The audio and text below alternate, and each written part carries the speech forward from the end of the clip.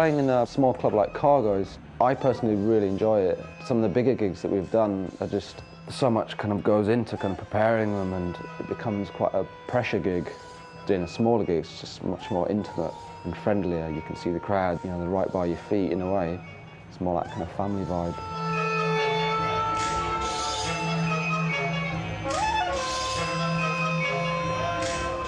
I was asked by director of a Portuguese film festival if we'd like to kind of soundtrack an old black and white movie. Obviously, with a name called Cinematic Orchestra, it's kind of one of my aims is at some point, or as a collective of people, the Cinematic Orchestra, to actually do soundtracking, work with film, images. The movie's called Man with a Movie Camera. It's an old silent film from 1929 by director Dziga Vertov. It's just pretty kind of ahead of its time, really. We basically spent 4 days as a Cinematic Orchestra in a rehearsal studio with a really small TV and a VHS player, just kind of rewind, fast forward, rewind, and start kind of working on it. Kind of like the middle section of the film, it goes into the kind of work area where it starts off women working, and this is for the track Man with a Movie Camera, women working, and then goes into men working into kind of more factory-based kind of spaces. And so that kind of, there's lots of cogs kind of spinning and lots of repetition like that way, so we wanted the music to kind of emphasise that.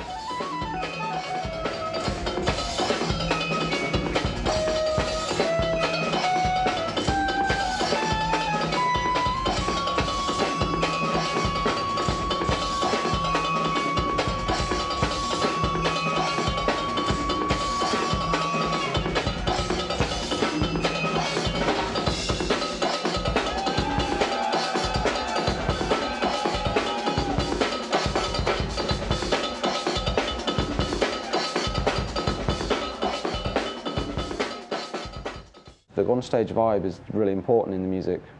I think that's why it works in small clubs, so people can feel that in a way. Sometimes the best gigs are in small venues, with kind of like 100 people, 200 people. You know, it can really happen there. Your head is like a yo-yo, your neck is like a stream. Your body's like camembert, oozing from its skin, yeah. And your ass is like two sperm whales floating down the tail. And your voice is like a log voice, this music to your brain.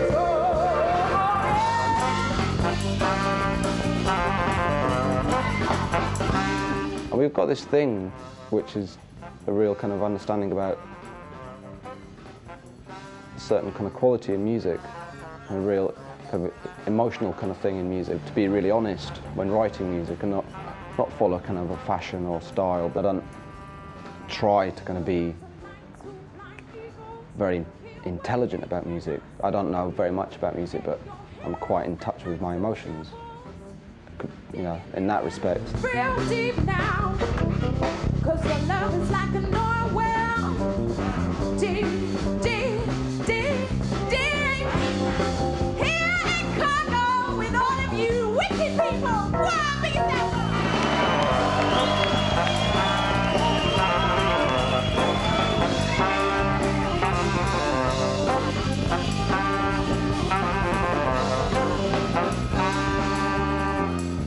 I did a fine art degree from 90 to 93 in Cardiff. You know, while I was doing that, at the same time in the evenings I was doing music. I was in a band.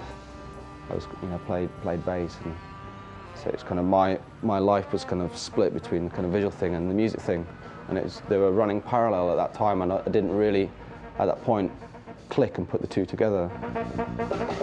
Myself and Phil France, the bass player, we go back a long way. You know, 15 years or so. You know, just friends. Phil was actually the one that got me into listening to jazz when I was kind of trying to kind of play the bass.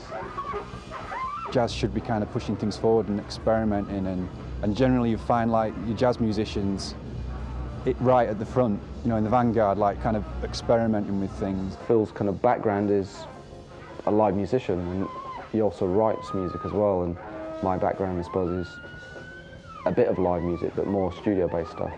So coming together, I think you kind of get a really good combination.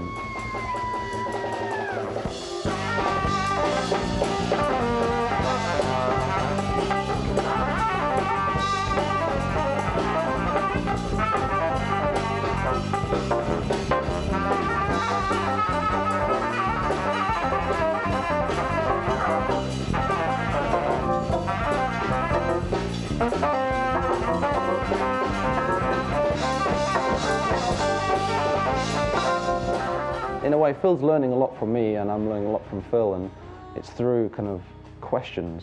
I think Jay, you know, I mean, he's obviously kind of onto something, really. I mean, he was onto something from the word go.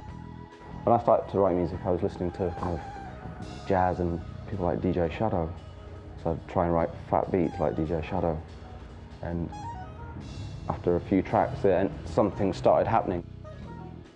Just bounce ideas off each other, because I think in a way, he knows a lot that I don't know, and I know like some things that he doesn't know, you know what I mean? So we kind of share the information as freely as we can to try and make the best music that we can when we're kind of like writing things together, do you know what I mean? So that's the way that we do it.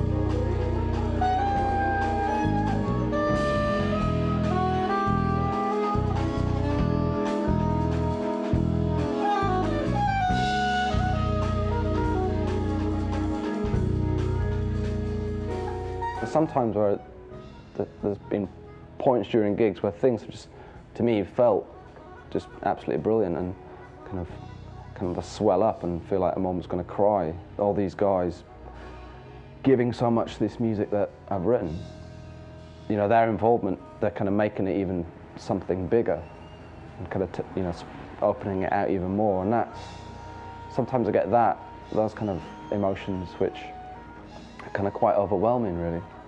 And other times, yeah, it's like, shit, I forgot to pay the gas bill.